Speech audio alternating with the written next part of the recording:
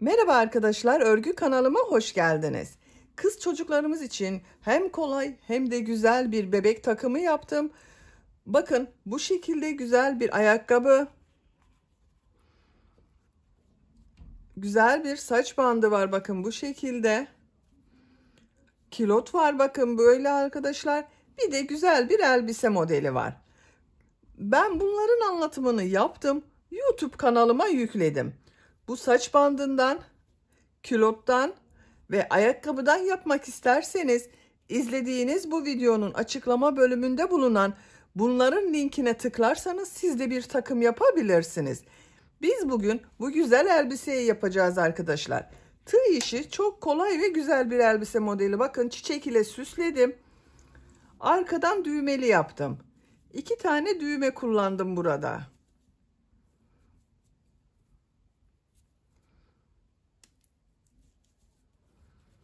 Askısını çıkarıyorum daha güzel görünsün. Bakın arkadaşlar. Elbiseyi örgüsüne yakadan zincir yaparak başlıyorum. Ben bugün bu elbise anlatımını 6 aylık bebek ölçüsünde yapıyorum. Siz bu elbiseyi yeni doğan bebek için yapacaksanız bu yaka başlama zincir sayısını 8-10 zincir eksik yaparak yeni doğan bebek için yapabilirsiniz. 1 yaş çocuk için yapacaksanız benimle aynı sayıda başlayabilirsiniz. Sadece bu yaka arttırmasını 2 sıra fazla yaparsanız 1 yaşındaki çocuk için olacak arkadaşlar. Elbisenin ölçülerini videonun sonunda ölçerek gösteriyorum size arkadaşlar. Oradan bakabilirsiniz. 6 aylık ölçüde yapıyorum. Bu elbise örgüsünde beyaz renk ve pembe renkli iplik kullandım. Ben bu iki ipliği kullandım. Siz bu elbiseyi istediğiniz marka iplik ve renkleri kullanarak yapabilirsiniz. Her renk iplik ile güzel oluyor arkadaşlar. Tığ olarak 5 numara 3 milimetre tığ kullandım. Elinizin sıklığına göre siz 3,5-4 milimetre tığları kullanabilirsiniz. Daha yumuşak örgü elde edersiniz arkadaşlar. 2 düğme kullandığımı zaten söyledim. Bakın burada 2 tane düğme diktim buraya. Bel örgüsünün buraya da kurdale taktım arkadaşlar. Bakın şu şekilde tığ ile gösteriyorum. Trabzanların arasından şu şekilde kurdale taktım. Bu çiçekten yapmak isterseniz çiçeğin anlatımını ben yaptım. YouTube kanalıma yükledim arkadaşlar. Bu çiçeğin olduğu YouTube linkini bu elbise videosunun açıklama bölümüne ekliyorum. Siz o linke tıkladığınız zaman bunun gibi çiçek yapabilirsiniz veya farklı süslemeler yapabilirsiniz. Hiç süsleme yapmadan sade olarak da kullanabilirsiniz. İpliği, tığı hazırlayalım. Hep birlikte bu güzel elbisenin örgüsüne başlayalım. Örgü kanalıma abone değilseniz abone olmayı unutmayın lütfen. Örgü kanalıma abone olmak ücretsiz. Örgü kanalıma ücretsiz abone olup orada bulunan zil şeklini dokunarak açık yaparsanız kanalıma video yüklediğim zaman ilk önce size bildirim gelir. Örgülerimden herkesten önce sizin haberiniz olur. İzlediğiniz videolarıma beğeni ve yorumlarınızı yaparsanız çok sevinirim arkadaşlar. Hepinize kolay gelsin. İyi çalışmalar. Örgüye yakadan zincir yaparak başlıyorum. Zincir yapmak için ilk ilmeği bakın şu şekilde yapıyorum. Zincirleri yapmaya başlıyorum. Çok sıkı zincirler yapmayalım arkadaşlar. 80 zincir yapıyorum. 80 zincir yaptım. Bakın bu şekilde çok sıkı olmayan zincirler yaptım. 3 zincir dönüş için yapıyorum. 1 2 3. Tığ üzerine iplik alıyorum. 3 ilmek atlıyorum. 1 2 3. 4. ilmek içine trabzan yapıyorum. Bu 3 ilmek atladığımda bir trabzan arkadaşlar. 11 trabzan yapıyorum. Bakın bu zincirle birlikte 2 trabzan oldu. 11 trabzan yapıyorum. 3 4 5 6 7 8 9 10 11 11 trabzan yaptım. 2 zincir yapıyorum. Tığ üzerine iplik alıyorum. Bakın aynı ilmeği değil, yanında bulunan ilmeğe trabzan yapıyorum. Kol bölümü için 18 trabzan yapıyoruz.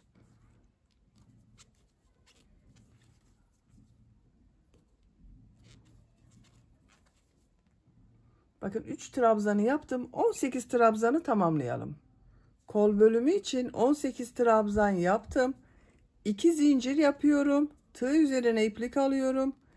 Diğer ilmek içine trabzan yapıyorum. Diğer ilmekleri de trabzan yaparak devam ediyorum. 22 trabzan yapalım. 22 trabzanı yaptım. 2 zincir yapıyorum. Diğer kol bölümü için 18 trabzan yapıyorum. Bakın bu kolda 18 trabzan yaptım. Bu kol içinde 18 trabzan yapıyorum. Diğer ilmeğe trabzanı yapıyorum.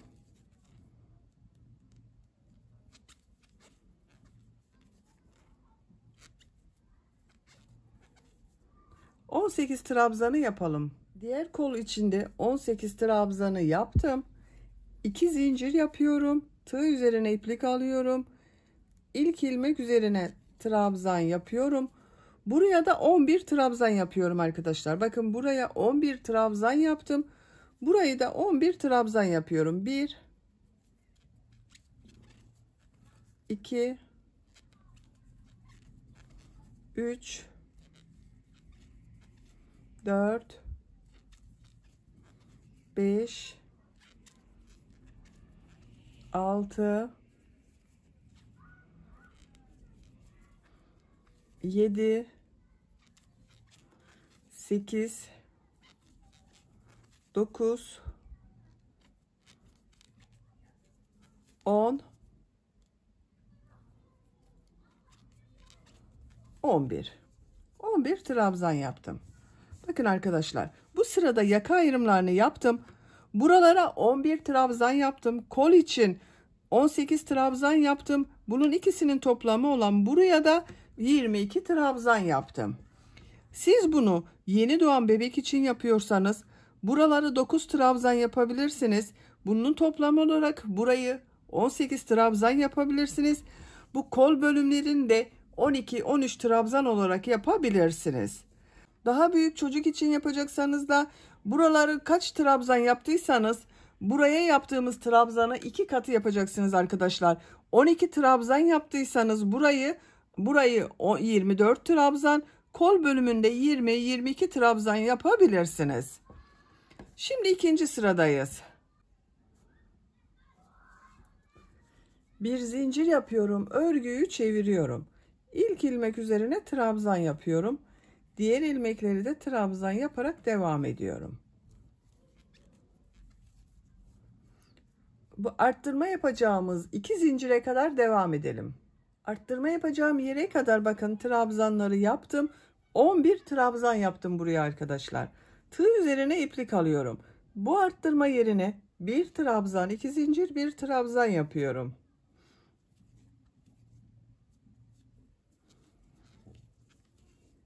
Bakın arttırmaları yaptım. Tığ üzerine iplik alıyorum. Diğer ilmeklere trabzan yaparak devam ediyorum.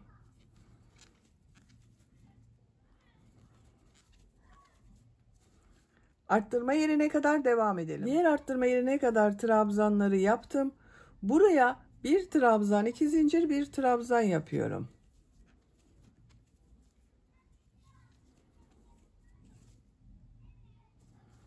Diğer ilmekler üzerine trabzan yaparak devam ediyorum. Arttırma yerine kadar devam edelim. Diğer arttırma yerine kadar trabzanları yaptım. Buraya bir trabzan, 2 zincir, bir trabzan yapıyorum.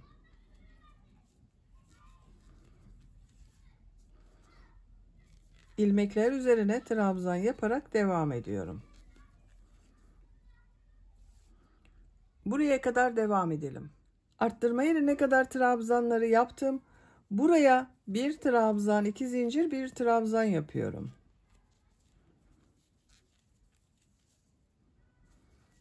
Diğer ilmeklere trabzan yaparak devam ediyorum. Sıra sonuna kadar devam edelim. Sıra sonuna kadar tamamladım. Son ilmeği bir önceki sırada 3 zincir atlayarak yaptığım bir trabzan vardı. Bunun son zincir üzerine bakın tığ takıyorum, trabzan yapıyorum. 2 sırayı tamamladım arkadaşlar. Görüntü olarak bakın bu şekilde oldu. 3. sıradayım. 3. sırada pembe renkli iplik ile bir sıra sık iğne yapıyorum.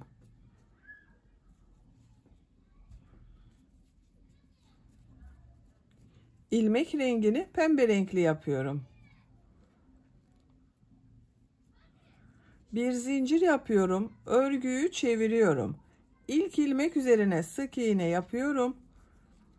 Diğer ilmeklere de sık iğne yapıyorum.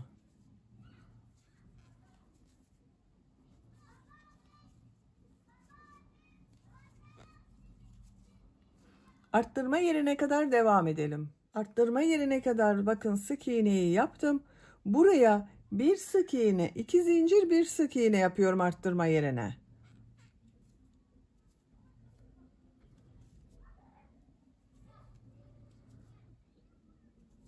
Diğer ilmeklere birer defa sık iğne yapıyorum.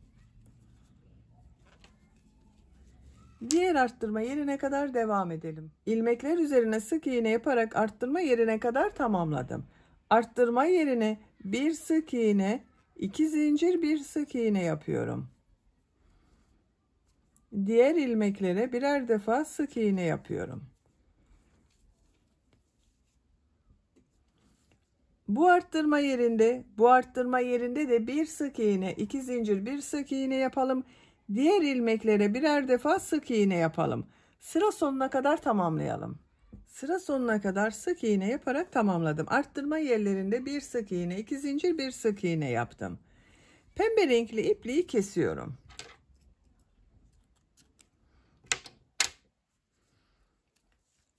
Dördüncü sıradayım. 4. sırada beyaz renkli iplik ile trabzan sırası yapıyorum. Bakın beyaz renkli ipliği burada bekletiyordum. Bu ilk ilmeğe tığı takıyorum. Beyaz renkli ipliği ilmek yapıyorum bakın burada. Bir zincir yapıyorum. Tığ üzerine iplik alıyorum. İlk ilmek üzerine trabzan yapıyorum. Diğer ilmeklere trabzan yaparak devam ediyorum. Trabzan sırası yapıyoruz. Arttırma yerine kadar devam edelim. Arttırma yerine kadar trabzanı yaptım. Bu arttırma zincirinin üzerine bir trabzan, 2 zincir, bir trabzan yapıyorum. Diğer ilmeklere birer defa trabzan yapıyorum. Bakın arkadaşlar. Arttırma yerlerinde bir trabzan, 2 zincir, bir trabzan yapalım. Diğer ilmeklere birer defa trabzan yapalım. Bu trabzan sırasını 2 sıra yapalım. Daha sonra tekrar pembe renkli sık iğne yapacağız arkadaşlar. 2 sıra beyaz trabzan sırasını tamamlayalım. 2 sıra trabzanı tamamladım arkadaşlar bakın. Bu arttırma yerlerinde yine bir trabzan, 2 zincir, bir trabzan yaptım. Pembe renk ile sık iğne yaptığım sıradayım. İlmek rengini pembe renkli yapıyorum. Bir zincir yapıyorum, örgüyü çeviriyorum. Bak beyaz ipliği burada bekletiyorum. İlk ilmek üzerine sık iğne yapıyorum. Diğer ilmekleri sık iğne yaparak devam ediyorum.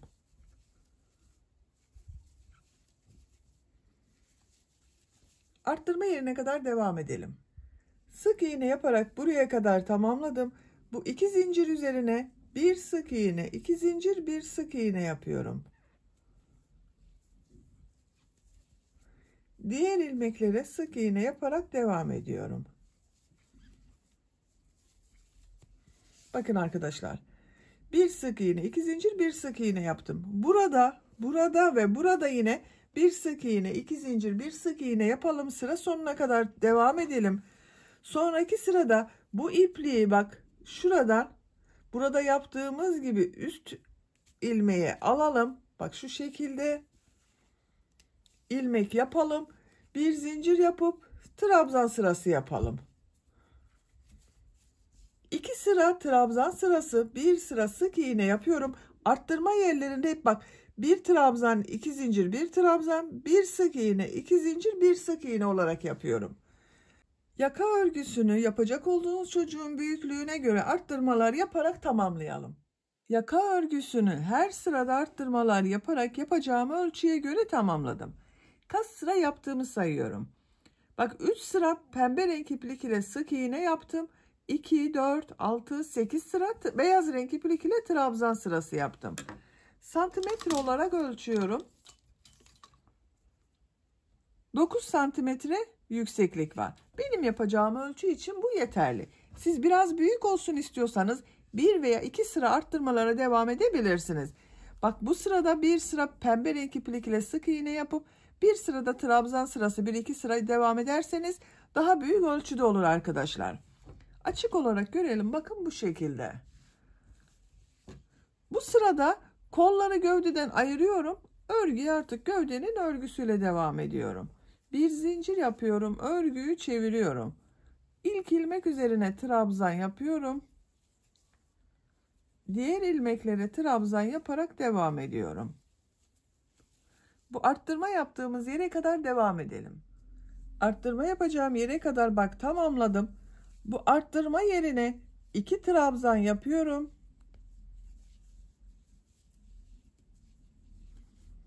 Bir zincir yapıyorum. Kolda bulunan bütün ilmekleri atlıyorum. Bu arttırma yerine 2 trabzan yapıyorum.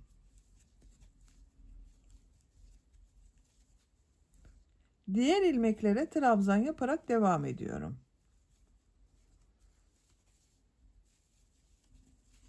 Bak, bir zincir ile ön ve arka bölümü burada birleştirdik arkadaşlar. Kol altının görüntüsü böyle. Buraya kadar devam edelim. Arttırma yapacağım yere kadar bak trabzanları tamamladım. Bu arttırma yerine yine 2 trabzan yapıyorum.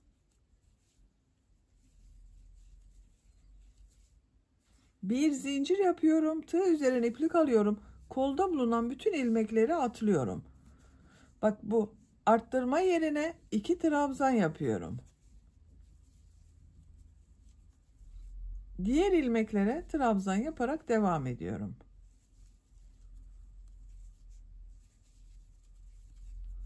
Bak kol altının görüntüsü böyle arkadaşlar. Sıra sonuna kadar devam edelim. Sıra sonuna kadar tamamladım. Bu sırada kol bölümlerini gövde bölümünden ayırdık. Bak ön ve arka bölümü kol altında birleştirdik arkadaşlar. Bu sıra sonunda bulunan ilmek ile ilk ilmeği de birleştirerek artık örgüye tek parça şeklinde devam ediyorum. Bak ilk başta bulunan bu ilmeğe tığ takıyorum.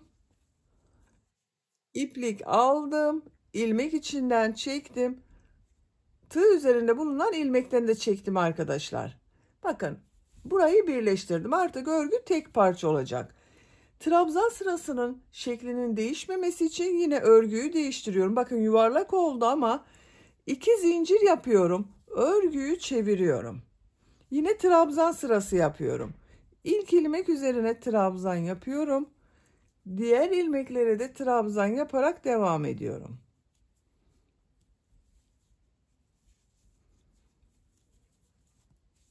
Bakın bir sıra daha trabzan sırası yapacağız. Her ilmeğe birer defa trabzan yapalım. Bakın bu kol altında bulunan ilmeğe de bir trabzan yapıyoruz. İsterseniz buraya 2 trabzan da yapabilirsiniz arkadaşlar. Biraz geniş olsun derseniz bu kol altında bulunan ilmeğe 2 trabzan yapabilirsiniz. Sıra sonuna kadar devam edelim. Sıra sonuna kadar tamamladım. Son ilmeği ilk yaptığım bakın bu 2 zincir yaparak yaptığım bir ilmek var. Bununla ilmek kaydırma yaparak birleştiriyorum. Beyaz ipliği kesiyorum.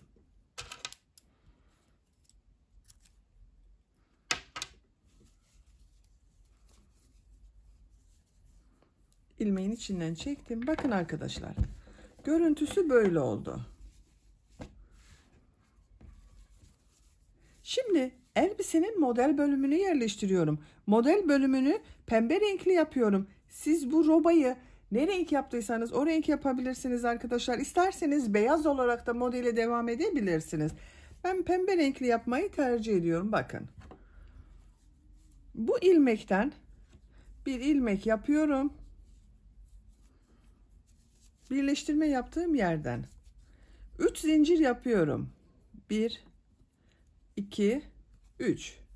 Tığ üzerine iplik alıyorum. Bir ilmek atlıyorum. İkinci ilmek içine 3 trabzan, 2 zincir, 3 trabzan yapıyorum. Bu bir trabzan olacak. Bakın 3 zincir yaptım, bir trabzan oluyor o.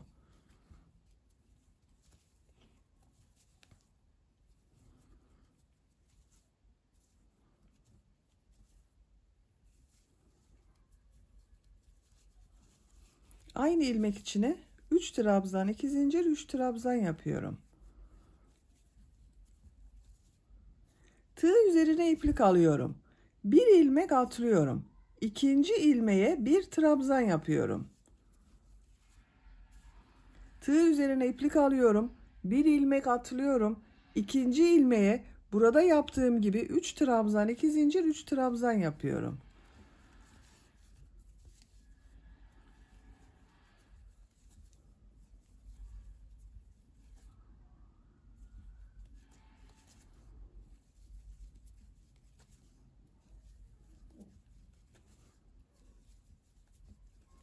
Üç trabzan, 2 zincir, 3 trabzan yaptım. Tığ üzerine iplik alıyorum. Bir ilmek atlıyorum. İkinci ilmeğe bir trabzan yapıyorum. Tığ üzerine iplik alıyorum. Bir ilmek atlıyorum. İkinci ilmeğe 3 trabzan, 2 zincir, 3 trabzan yapıyorum.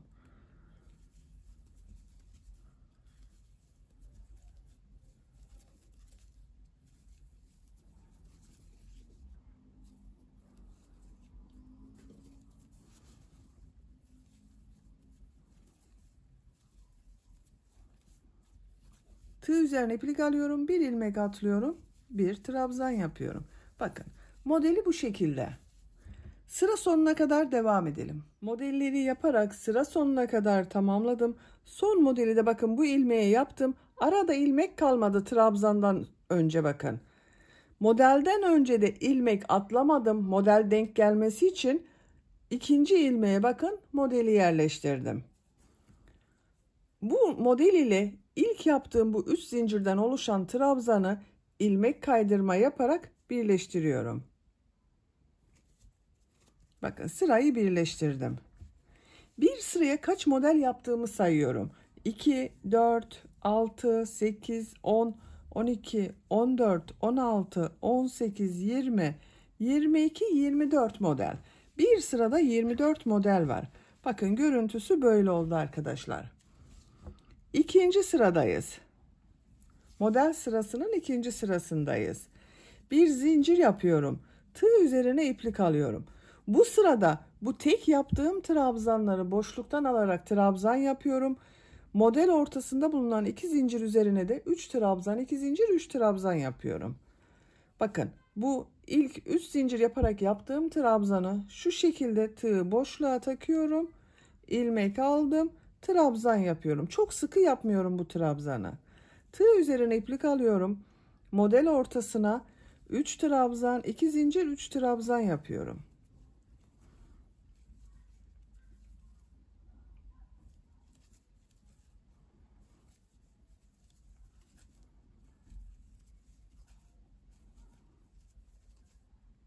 Tığ üzerine iplik alıyorum.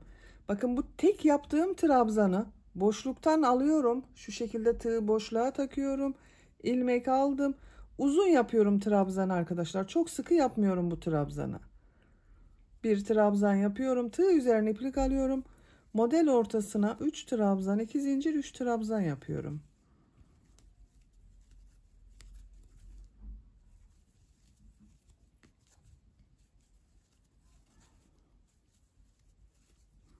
İkinci modeli yaptım. Tığ üzerine iplik alıyorum.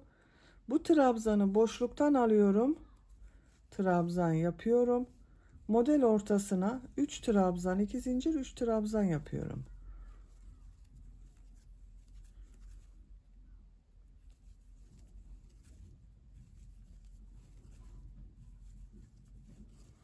Bakın bu şekilde oluyor. Sıra sonuna kadar devam edelim. Sıra sonuna kadar tamamladım. Son modeli burada yaptığım ilk trabzan ile ilmek kaydırma yaparak birleştiriyorum. Boşluktan alarak yaptığım bu trabzana bakın tığ takıyorum. İlmek aldım. İçinden çekiyorum. Bir zincir yapıyorum. Tığ üzerine iplik alıyorum. Bu trabzanı boşluktan alıyorum. Trabzan yapıyorum. Tığ üzerine iplik alıyorum. Model ortasına yine 3 trabzan, 2 zincir, 3 trabzan yapıyorum.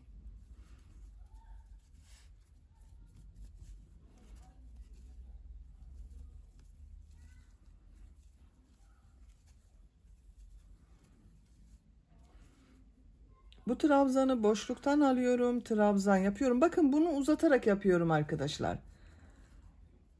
Diğer model ortasına da 3 trabzan, 2 zincir, 3 trabzan yapıyorum.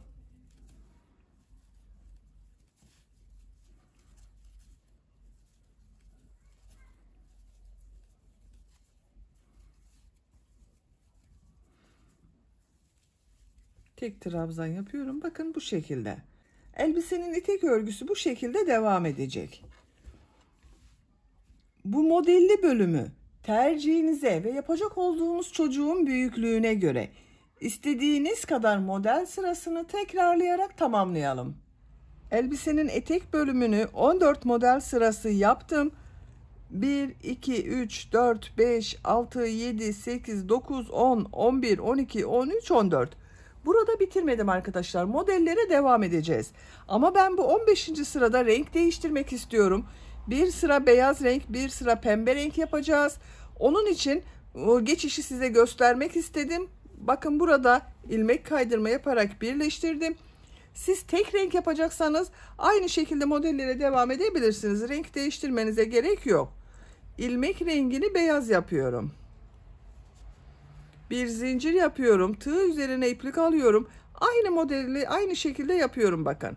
Boşluktan alıyorum. Trabzan yapıyorum. Tığ üzerine iplik alıyorum. Pembe renkli ipliği bekletiyorum. Bir sonraki sırada pembe renkli iplik ile devam edeceğiz. Tığ üzerine iplik alıyorum. Model ortasına 3 trabzan, 2 zincir, 3 trabzan yapıyorum.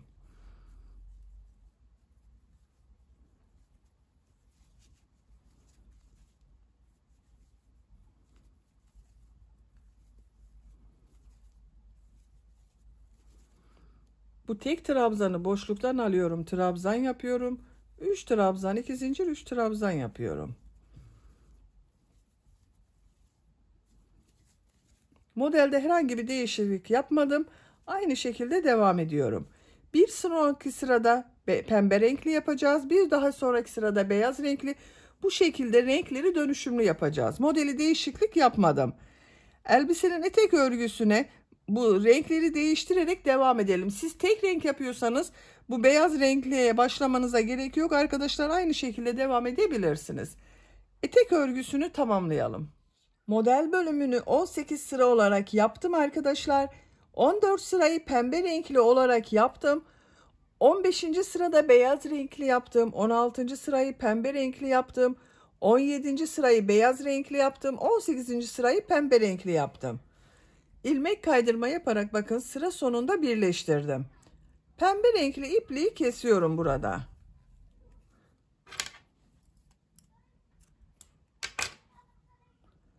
Beyaz renkli ipliği burada bekletiyorum. Bakın buradan beyaz renkli iplik ile bir ilmek yapıyorum. Bir zincir yapıyorum. Tığ üzerine iplik alıyorum. Bu model ortasında bulunan 2 zincir üzerine 4 trabzan yapıyorum.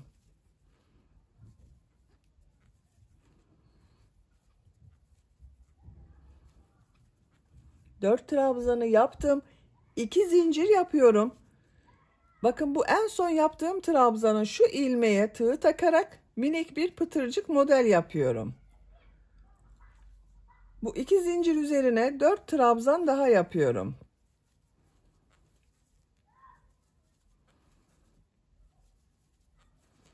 Bakın bu şekilde model yapıyoruz. Bir zincir yapıyorum. Bu boşluktan alarak yaptığım trabzanın ilmek üzerine sık iğne yapıyorum. Bir zincir yapıyorum. Diğer model ortasına 4 trabzan yapıyorum.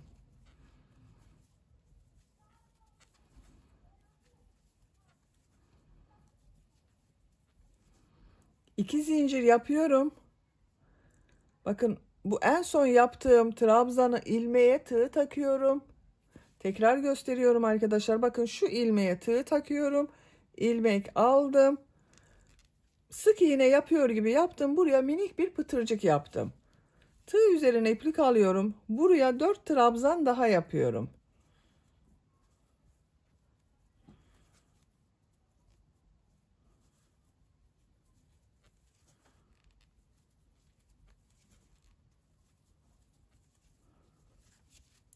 Bakın ikinci modeli yaptım. Bir zincir yapıyorum. Bu tek trabzan üzerine sık iğne yapıyorum. Bir zincir yapıyorum. Diğer modele 4 trabzan yapıyorum. Bakın bu şekilde model oluşuyor. Pıtırcıklı model. Sıra sonuna kadar devam edelim. Sıra sonuna kadar tamamladım. Son modeli ilk yaptığım modeliyle ilmek kaydırma yaparak birleştiriyorum. Bir zincir yapıyorum. Bu beyaz ilmeğe bakın tığ taktım. İlmek kaydırma yapıyorum. Birleştirdim. İpliği kesiyorum.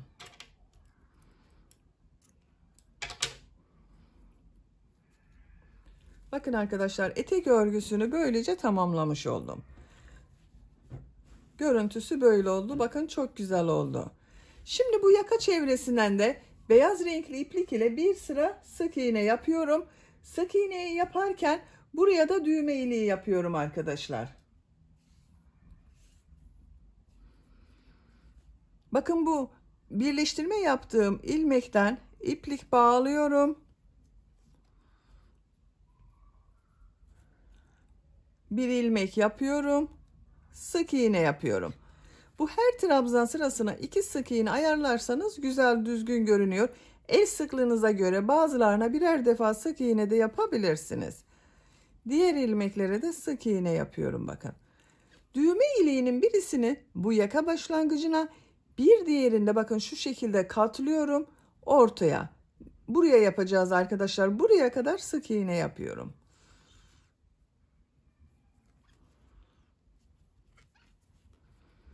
Bakın bu ilmeğe bir sık iğne yapıyorum. Düğme iliği için 7 zincir yapıyorum.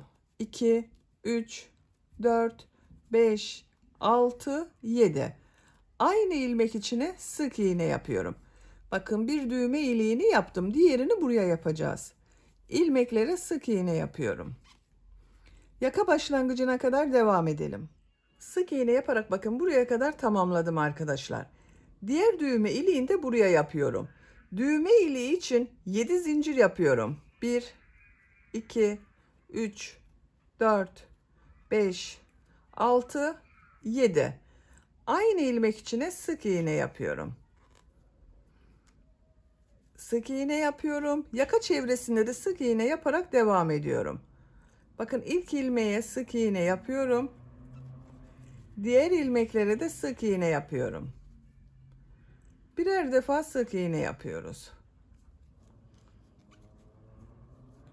Yaka çevresinde sık iğne yapalım. Diğer tarafta da sık iğne yaparak buraya kadar devam edelim. Sık iğne yaparak buraya kadar tamamladım. Sık iğne yaparak buraya kadar tamamladım. İlk ilmek ile ilmek kaydırma yaparak birleştiriyorum. İpliği kestim arkadaşlar. İlmek içinden çekiyorum.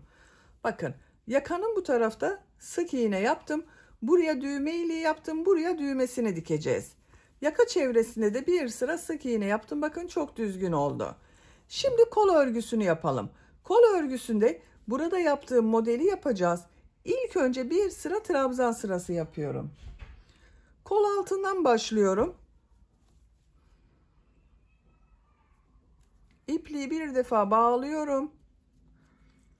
İplik bağladığım zaman daha sağlam oluyor arkadaşlar. Siz ilmek yaparak da devam edebilirsiniz. Buradan bir ilmek yapıyorum. Tığ üzerine iplik alıyorum. Bakın yaka örgüsünü yaparken bu arttırma yerine bir trabzan yapıyorum. Diğer ilmeklere birer defa trabzan yapıyorum.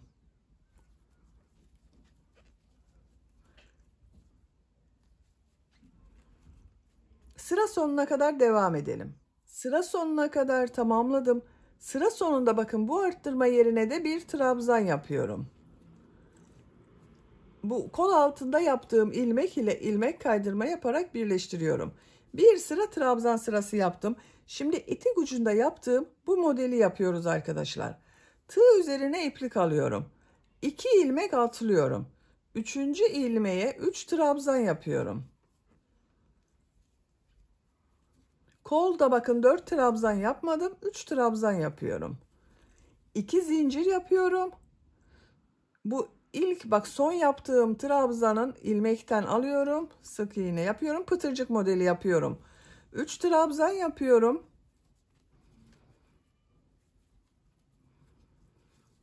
2 ilmek atlıyorum. Sık iğne yapıyorum. Tığ üzerine iplik alıyorum. 1 ilmek atlıyorum. Model yapıyorum bu ilmeğe. 3 trabzan yapıyorum.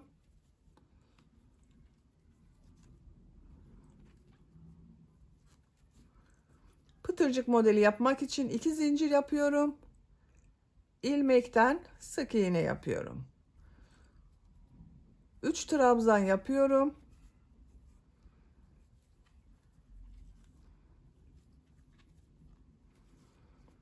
2 ilmek atlıyorum. Sık iğne yapıyorum. Tığ üzerine iplik alıyorum. 1 ilmek atlıyorum. Model yapıyorum. Bakın arkadaşlar, modeli yaptıktan sonra 2 ilmek atlayıp sık iğne yapıyorum. Sık iğneden sonra 1 ilmek atlayıp model yapıyorum. Sıra sonuna kadar devam edelim. Sıra sonuna kadar tamamladım. Son modeli kol altında yaptığım bu ilmek ile ilmek kaydırma yaparak birleştiriyorum. İpliği kesiyorum arkadaşlar.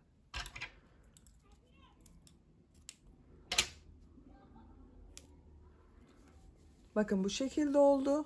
Çok güzel oldu kol örgüsü.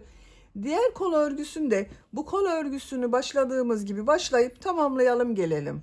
Elbisenin kol örgülerini de tamamladım. Böylece elbisenin örgüsünü bitirdim arkadaşlar. Bakın çok güzel bir elbise oldu. Düğmelerini de diktim buraya bakın. Pembe renkli bir düğme dikmeyi tercih ettim. Siz beyaz renkli dikebilirsiniz. İstediğiniz gibi düğme kullanabilirsiniz. Elbisenin bitmiş olarak size ölçülerini söylüyorum. Kol altının bakın buradan gövde genişliğini ölçüyorum. 23 santimetre. Yüksekliğini ölçüyorum. Kol altından yükseklik 23 santimetre. Omuzdan etek ucuna kadar olan yüksekliği ölçüyorum. 35 santimetre. Bu ölçüde 6 aylık bebek için güzel bir ölçü arkadaşlar. Ben bugün bu elbiseyi 6 aylık bir bebek için yaptım. Çok güzel oldu bakın gördüğünüz gibi. Bu elbiseyi istediğiniz gibi süsleyebilirsiniz. Bu şekilde çiçek süsleme yapmak istiyorum ben arkadaşlar. Bakın buraya dikmek istiyorum. Siz de bu çiçekten yapmak isterseniz bu çiçeğin anlatımını ben YouTube kanalıma yükledim. Ona bakarak bu çiçekten yapabilirsiniz. Linkini bu videonun açıklama bölümüne ekliyorum. Elbise videosunun açıklama bölümüne ekliyorum. Ona bakarak yapabilirsiniz. Buraya dikebilirsiniz bakın. Buraya kurdale takabilirsiniz. İstediğiniz gibi süsleme yapabilirsiniz. Beni dinlediğiniz ve izlediğiniz için hepinize çok teşekkür ederim. Örgü kanalıma abone değilseniz abone olmayı unutmayın lütfen. Örgü kanalıma abone olmak ücretsiz. Örgü kanalıma ücretsiz abone olup orada bulunan zil şeklini dokunarak açık yaparsanız kanalıma video yüklediğim zaman ilk önce size bildirim gelir. Örgülerimden herkesten önce sizin haberiniz olur. İzlediğiniz videolarıma beğeni ve yorumlarınızı yaparsanız çok sevinirim arkadaşlar. Sizlerle yeni örgülerde görüşmek dileğiyle. Hoşça kalın, sevgiyle kalın.